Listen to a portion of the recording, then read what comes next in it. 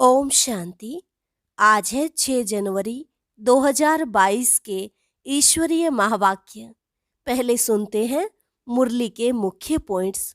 बाबा ने कहा, तुम जितना देही अभिमानी होंगे, अपने को अशरीरी समझेंगे और बाबा को याद करेंगे तो धारणा बहुत अच्छी होगी।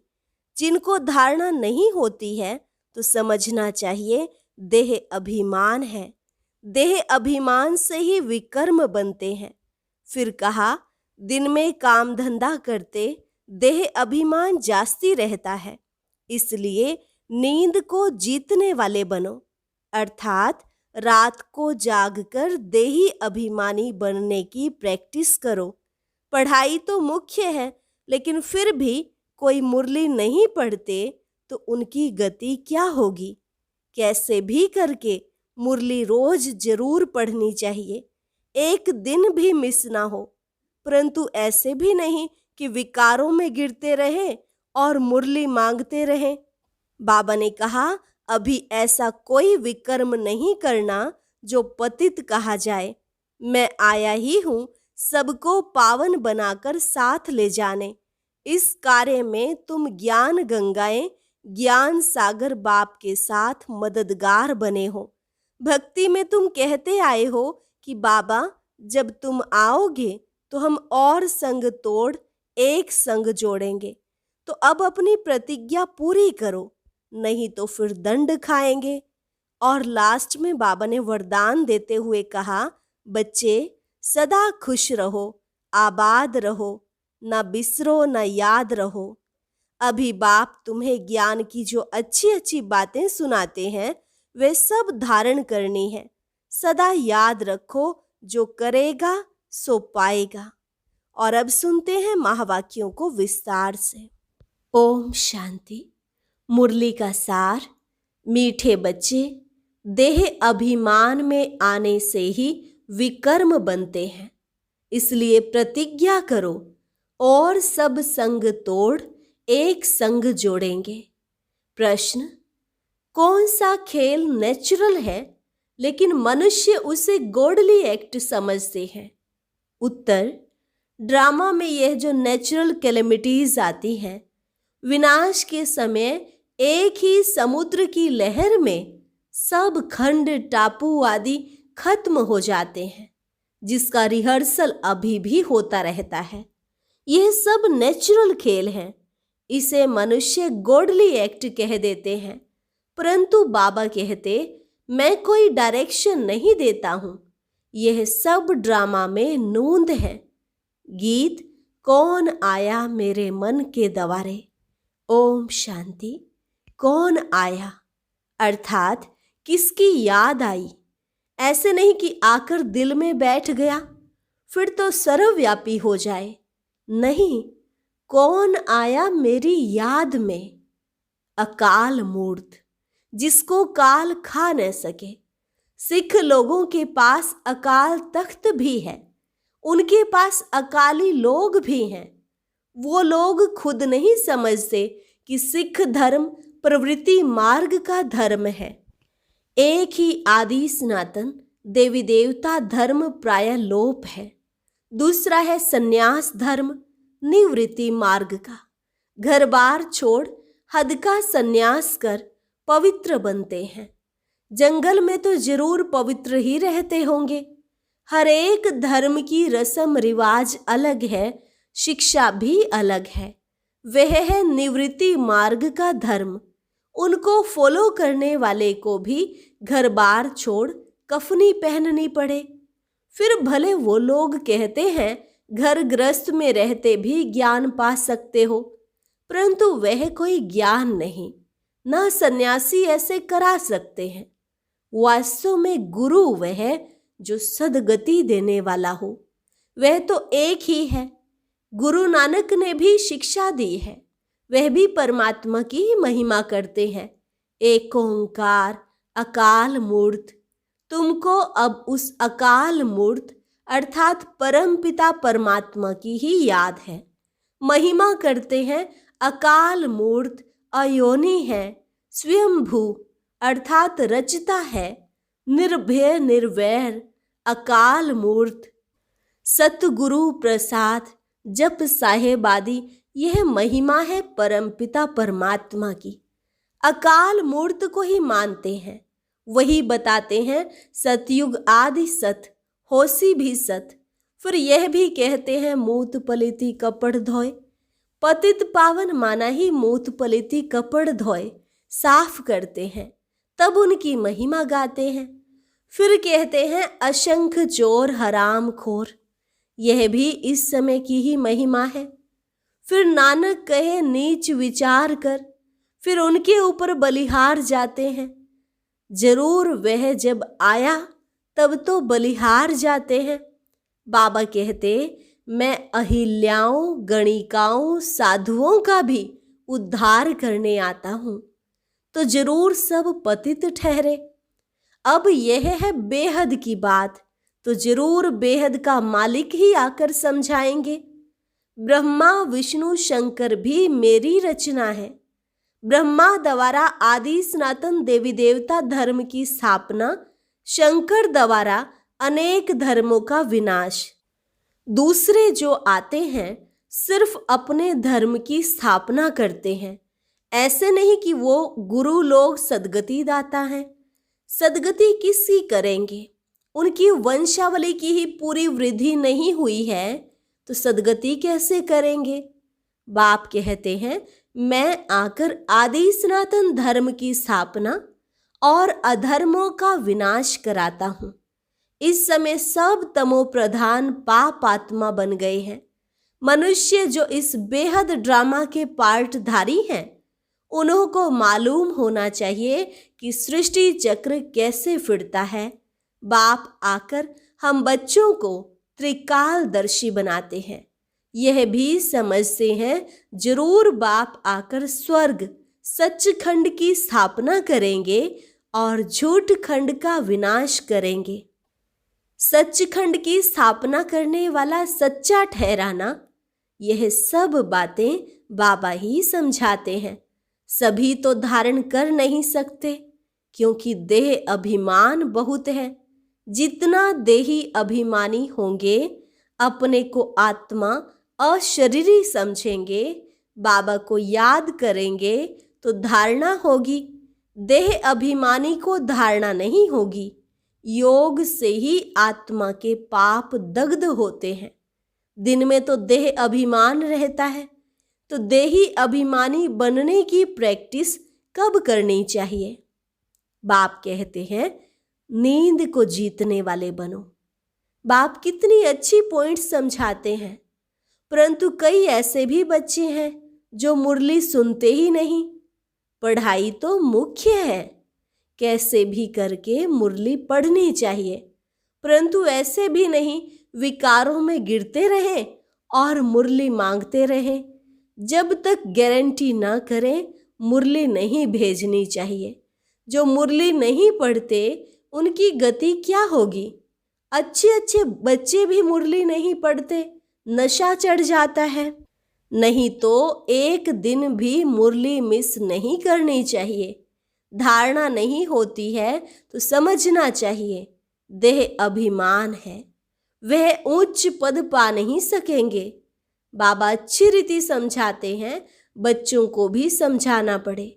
बाबा तो बाहर जा न सके, बाबा बच्चों की आगे ही समझाते हैं। यह बड़ी मम्मा भी है गुप्त, शक्तियां बाहर जा सकती हैं।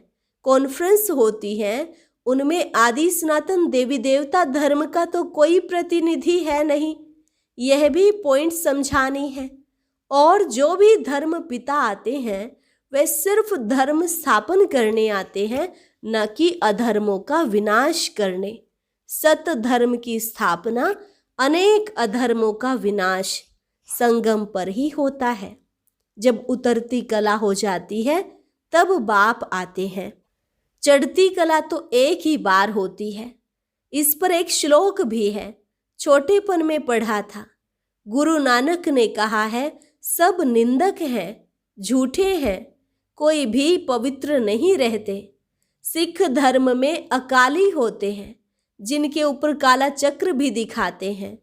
यह है स्वदर्शन चक्र। यह भी पवित्रता की निशानी है।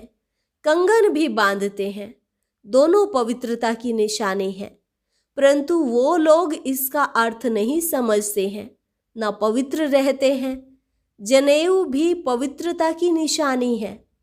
आजकल तो सब कुछ उड़ा दिया है। ब्राह्मण कुल है उत्तम, उसमें फिर बड़ी चोटी रखते हैं, परंतु पावन तो कोई बनते नहीं। पतित पावन एक ही परमात्मा आकर सबको पावन बनाते हैं। ऐसे नहीं बुद्ध, क्राइस्ट आदि भी कोई पतित पावन थे, नहीं। गुरु तो दुनिया में अनेक हैं, सिखलाने वाले, पढ़ाने वाले। बाकी सर्व का सद्गति दाता पतित पावन एक ही है। सबको पावन बनाकर साथ में ले जाने के लिए मैं ही आता हूँ। ज्ञान के सागर के साथ मददगार तुम ज्ञान गंगाएं भी हो। गंगा नदी पर देवी का चित्र रख दिया है। अब वास्तव में ज्ञान गंगाएं तुम हो, परंतु तुम्हारी अब पूजा नहीं होती, क्योंकि तुम अब लायक बन रहे हो, पुजारी से पूज्य बन रहे हो। फिर तुम्हारा पुजारीपना खत्म हो जाएगा। यह राज समझाते हैं, परंतु कोई की बुद्धि में नहीं बैठता है। कदम कदम बाबा की श्रीमत पर चलना है। देह अभिमान छोड़ते रहो। यह सब मित्र संबंधी आदि खत्म होने वाले हैं। हम सब चले जाएंगे, परंतु दुनिया तो रहेगी ना।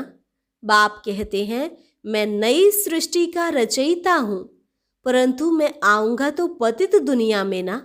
तब तो मुझे पतित पावन कहते हैं, तो जरूर पतित दुनिया होगी। पावन दुनिया में तो पतित होंगे नहीं।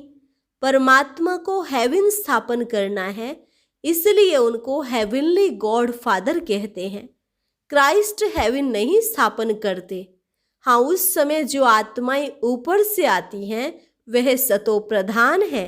बाकी और कोई भी पतित से पावन नहीं बनाते। तुम बच्चों को अभी ऐसा कोई विकर्म नहीं करना चाहिए जो पतित कहा जाए। देह अभिमान में आने से ही विकर्म बनते हैं। तुम गारंटी करते हो कि और संग तोड़ एक संग जोड़ेंगे। अब तुम प्रतिज्ञा पूरी करो, नहीं तो दंड खाएंगे।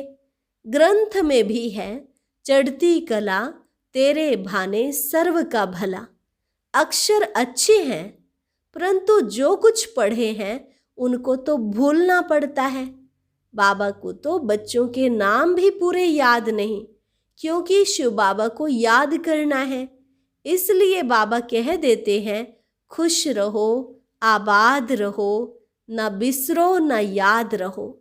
परंतु सर्विसेबल बच्चों को बाबा जरूर याद करते हैं कि फलाना बहुत अच्छा मददगार है। साहूकार तो घोर अंधकार में पड़े हैं, कोई को पता नहीं पड़ता कि मौत सामने खड़ा है। भगवान आज मैं राजयोग सिखाता हूँ, तो जरूर नॉलेज से गॉडेज ऑफ वेल्थ बनते हैं। यह सारी राजधानी बन रही है नंबरवार। तुम जानते हो, नंबरवार हम सब पढ़ रहे हैं। बाबा कहते हैं, मैं राजधानी स्थापन कर रहा हूँ, अनेक अधर्मों का विनाश कराता हूँ। परम सतगुरु एक ही है, वह ऊंचे ते ऊंचा एक भगवान ही गाया हुआ है। ऊंचे ते ऊंचे ब्रह्मा विष्णु शंकर को भी भगवान नहीं कहते, तो राम कृष्ण को भगवान कैसे कहेंगे? वह तो है ज्ञान का सागर, पतित पावन। भगत भगवान को याद करते हैं, ब्रह्मा विष्णु शंकर को थोड़े ही याद करते हैं। यह तो अभी व्यभिचारी बन गए हैं। तो कितनी अच्छी अच्छी बातें धारण करने की है। जो करेगा सो पाएगा। ज्ञान गंगाएं तुम हो, तुम नदियों का ही छोर किनारा है।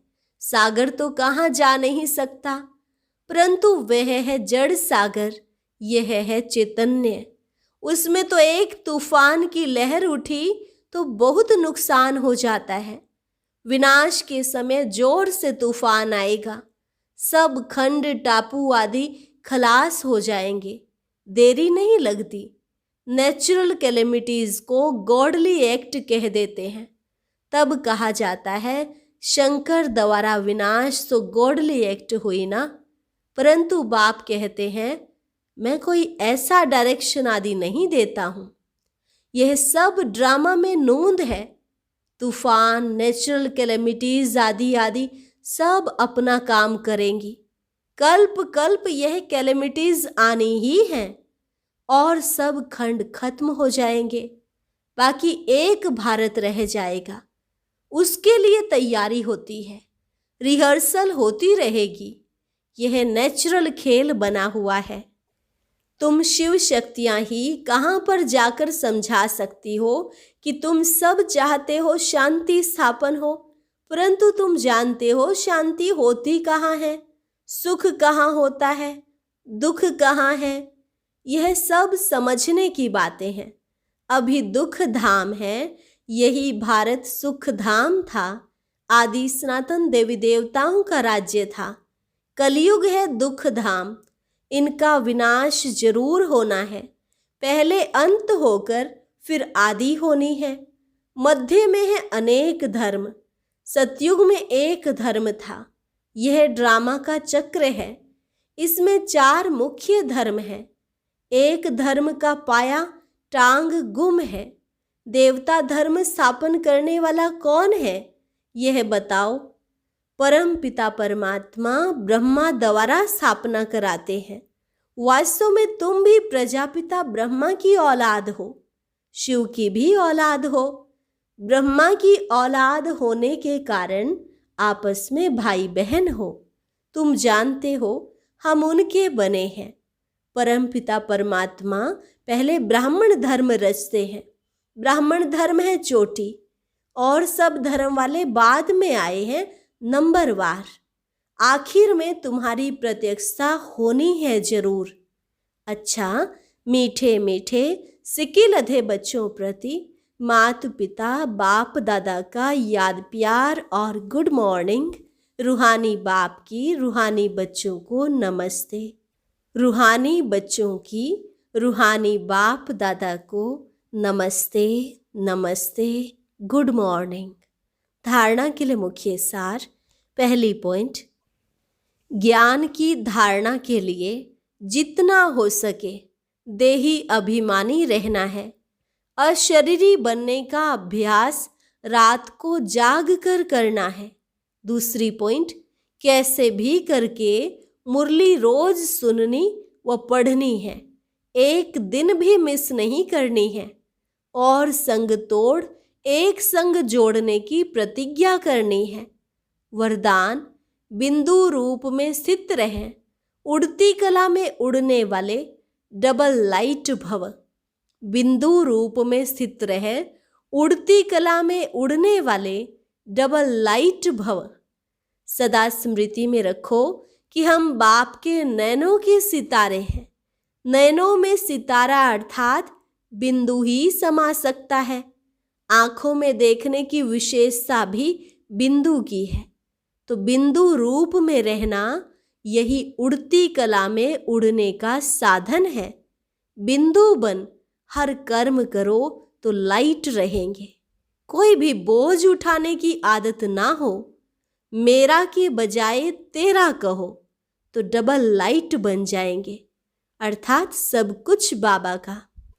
स्व उन्नति व विश्व सेवा के कार्य का भी बोझ अनुभव नहीं होगा। स्लोगन, विश्व परिवर्तक वह है जो नेगेटिव को पॉजिटिव में परिवर्तन कर दे। विश्व परिवर्तक वह है जो नेगेटिव को पॉजिटिव में परिवर्तन कर दे। लवलीन स्थिति का अनुभव करने के लिए देह की स्मृति से ऐसे खोए हुए रहो जो देह भान का, दिन रात का, भूख और प्यास का, सुख के आराम के साधनों का किसी भी बात के आधार पर जीवन ना हो। तब कहेंगे लव में लवलीन स्थिति। जैसे शम्मा ज्योति स्वरूप है, लाइट माइट रूप है, ऐसे शम्मा के समान स्वयं भी लाइट माइट रूप बन जाओ। और अब सुनते हैं आज का अव्यक्त ज्ञान मोती। ये एक बहुत संस्कारितापूर्ण वीडियो है, जरूर देखें, कोई भी मिस ना करे।